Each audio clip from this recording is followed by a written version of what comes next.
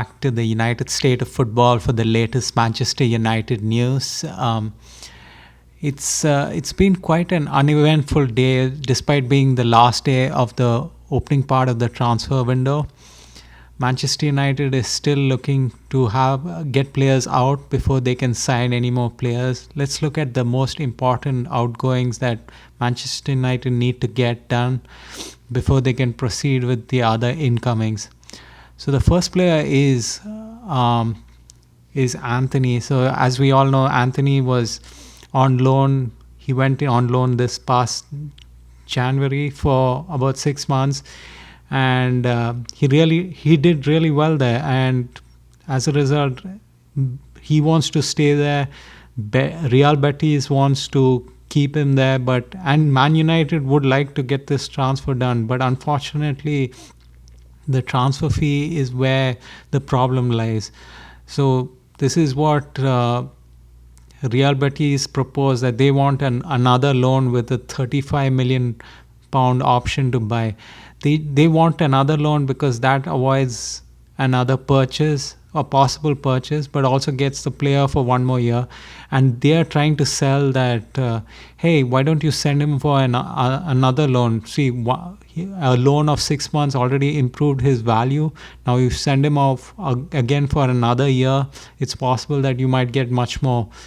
But I don't think Manchester United is interested in that. I think they just want their outgoings to be permanent outgoings and not just temporary outgoings. So I don't know how this would work. So there's still some negotiations to be done. Real Betis have sent their representatives down to Manchester, or I would say up to Manchester, to speak and hopefully get a deal done. But is there a deal to be made? Let's see. I just wanted to bring this up, even though this happened after Antony finished his last game in the Conference League final, where he says, basically, he was waxing lyrical about his time at Real Betis and how he found his love for football back again. I mean, what kind of nonsense is this? Every player who seems to go away seems to always say that. And I mean, it's not Man United's basically, it's not on Man United to give him the best deal possible so that he can go and fulfill his dreams at another club. I mean, Manchester United paid a lot of money and to get him from Ajax, and now they need to get a decent transfer fee in order to just basically be safe from a PSR standpoint. So even though Antony prefers Real Betis, Manchester United have to shop his services to any other club in Europe and basically try to get the best price that they can get so that they can get him off the books at a decent rate. I mean, this is fine. It's glad that he likes them, but then Real Betis have to pony up and pay the amount that he's worth, just so that Man United cannot settle, just like how they settled for Scott McTominay at a lower rate. And then all the others, Facundo Pellistri, that Brazilian midfielder whose name I can't remember right now, who went to Turkey. Yeah, you just can't do that. And this was the main thing which was related to Antony. And this is the thing which bugs me about this, is a lot of people are not taking the blame for just bad recruitment. If Man United had a whole heap of problems, the problem right on top is recruitment. And everything flows from that on downwards. But here, the latest is the SEG, which is, I think they are the agents who represent Erik ten Hag. They came out saying that we didn't want Antony, and that we didn't want him for 100 million euros, but Man United, basically the management at the time, wanted to get a hold of him because he was being linked to Arsenal, and they wanted to get him and not send him to a rival. I mean, absolute nonsense. I actually support Eric Ten Hag and I want him to do well, but this kind of nonsense which comes out is so irritating. I think he wanted Antony. Okay, maybe he wanted him at a much cheaper rate, and obviously we cannot seem to negotiate for anything. But you did get him, and he was your player, and you couldn't get him to play well. So it doesn't matter how much the transfer fee was. You had him and you couldn't make it work. So don't try to shed the blame and blame other people for your mistakes. I mean, Eric Ten Hag should have used him much better. Hell, Eric Ten Hag should have gotten much more out of him. So just blaming it on the management, which is an easy, convenient thing to do, it doesn't do any favors to anybody. So, but anyway, they have tried to distance themselves from this transfer. Not that it helps anybody. Manchester United is still stuck with him. They have to get rid of him. Is it possible that they can do it this window? Who knows? Maybe it just might be a temporary loan. The second outgoing is Jadon Sancho. Yeah, this is another one. At least he has only 1 year left. Manchester United, there is no way he's going to come back. So Manchester United have to get him to leave. I think this is a situation where I don't think he leaves because nobody is going to match his current wages. So obviously he tried to do that with Chelsea, but it didn't work. And there's no other club who's going to come in and match the wages. So what anybody would do in his shoes would just run his contract out. I think that's what he's going to do. I think he's going to dilly-dally in the transfer window and just wait till the end, and where Manchester United get desperate and they send him out on another loan. Again, Manchester United will end up paying a maybe not a significant, but at least half of his wages, and then that's it. You probably won't even get a loan fee, and then once he goes, and then by next summer he's done. He's on a free. He gets to choose which club he wants to go to, and he'll probably get a signing on bonus because nobody had to pay a transfer fee for him. So that's how I think it works out. I think he just drags his feet and he doesn't let any sale go through, and that's it. I just don't see anywhere. I think we might end up sending him to Dortmund as well.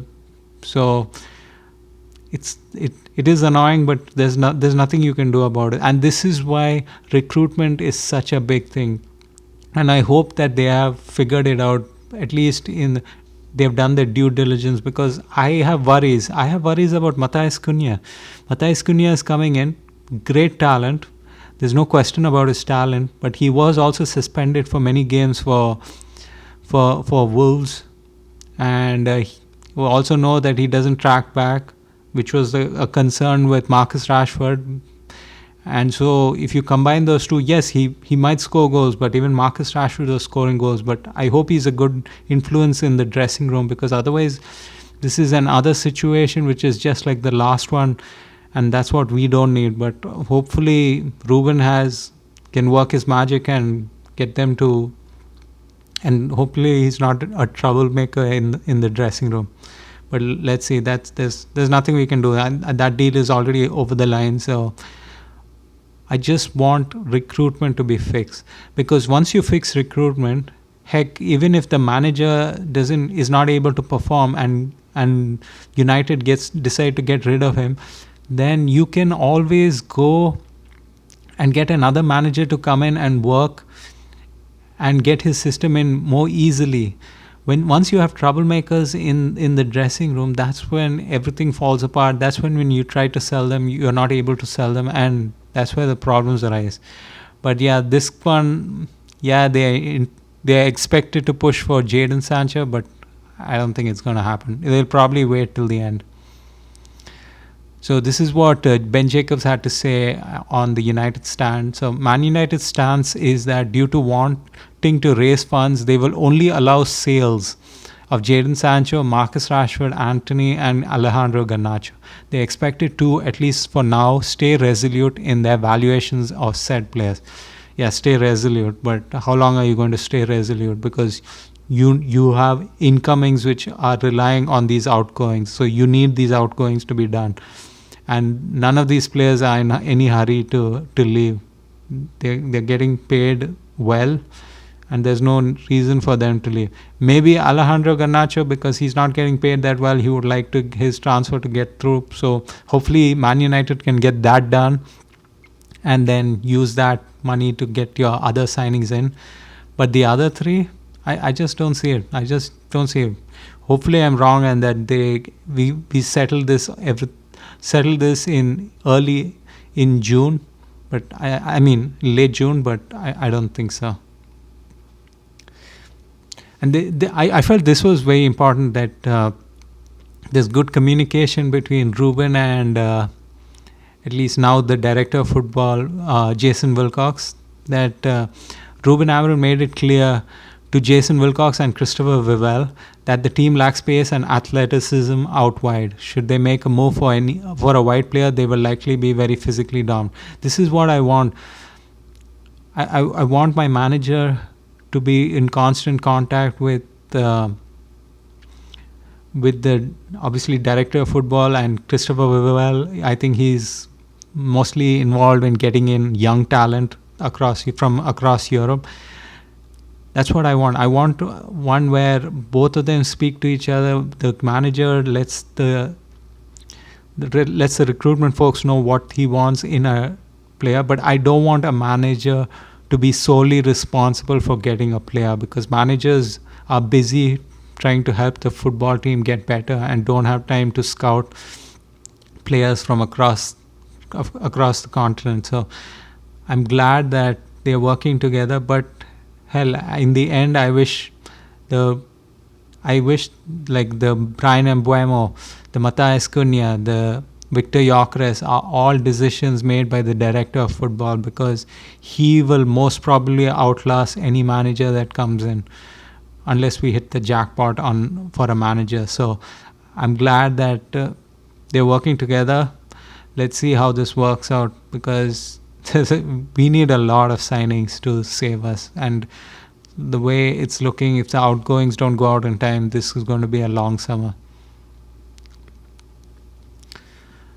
And this is also what he had mentioned, which is an important point, because in previous years Manchester United had taken very long. You would have players coming in midway through the preseason, or some players would come to the US and then join the team much later. They would miss some matches, and then they would play in some, or some wouldn't play at all.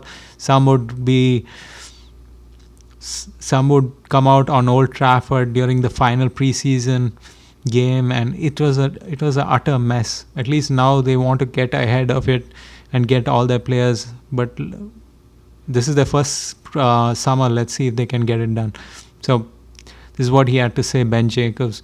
Man United are a lot more active in this stage of the transfer window than in previous years. They won't be in a mad rush, however, to find players in every position. The priorities are Mbuemo, a striker, a possible solution, then a midfielder, defensive signings, possibly new number one keeper will come later in the window. Defensive signings, very important.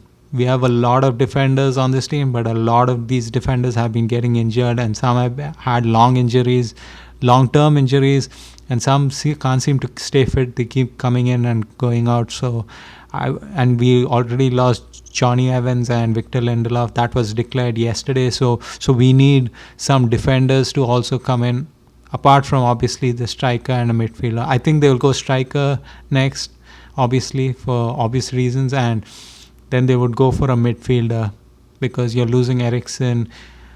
Toby Collier is kind of injury prone, but you need another player in his position. So Kobe Mino is he a midfielder in this starting lineup? Who knows? Ruben hardly seems to play him there, and Casemiro is pretty old. So let's see how this works out. But yes, midfielder and defensive signings. I think your keeper should be your last priority. Yes, obviously you need a backup to Onana, but I mean, what can you do? You just have to wait and see if you get a good deal for a keeper. Otherwise, next window is when you address it. So we know what was going on, and this is now with respect to the incomings. We knew what was going on with Victor Gyökeres. Victor Gyökeres has shown interest to Manchester United. I think he's only looking at Manchester United, but I think Manchester United's first option is Victor Gyökeres. There was just a quick background review. There was a gentleman's agreement between Victor Gyökeres and Sporting CP that they would charge only an amount which was less than the official release clause in the contract, but obviously it looks like they have reneged on it. But and that pissed off Victor Gyökeres, and he took out all Sporting CP mentions on his social media. But anyway, they got to. I think the local journalist got to meet the Sporting CP director and try to ask him about what he thinks about this situation, and he just blew it away. He's just saying I'm on vacation. I won't talk about it. But Sporting CP's season starts on July 1st. So basically, he's saying everything is there's nothing. There's no news to report. But I think they're working in the background. Ben Jacobs did mention that Sporting CP might end up honoring the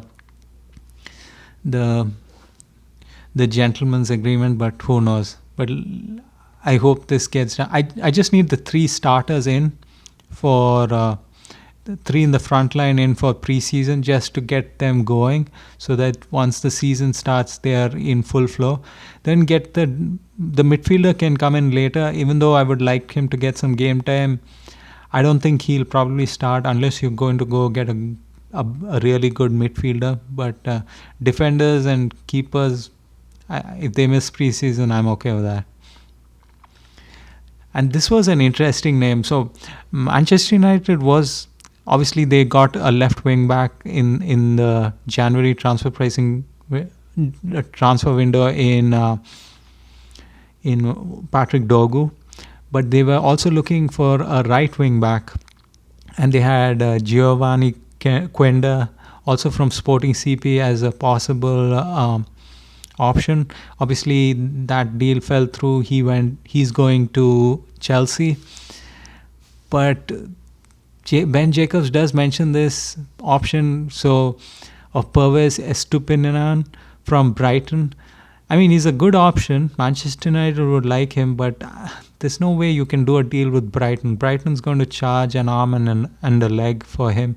So I think this is most probably a no-go. So I just don't see Manchester United spending so much on a right wing back, especially when you have Diogo Dalot. I know a lot of people don't like him, but he's coming back. He's a professional, and he'll probably get his starting position back, unless you go get a replacement. And plus you have Mazraoui, who will probably be a backup to him at that position. Heck, you also have Amad Diallo, so he might play right wing back. So there's no necessity to go get one. But I mean, you have to report this. I just don't see this happening. There's no way. First of all, the position is quite full, and plus you have to deal with Brighton. No chance. And that was the latest Manchester United news for today. Hopefully, now with the slower transfer window, I mean basically the window before the transfer window opens up back again, you'll get more news about especially the Bryan Mbeumo deal, whether another bid has gone in and whether it's been accepted, and what is the latest on Victor Gyökeres. But till then, I'm just excited for the Club World Cup to start soon, and hopefully more football to watch. If you like this video, please put in the comments what you like about it and what you would like to see in future videos. Also, please like and subscribe, as that helps other people find this video. Thank you so much.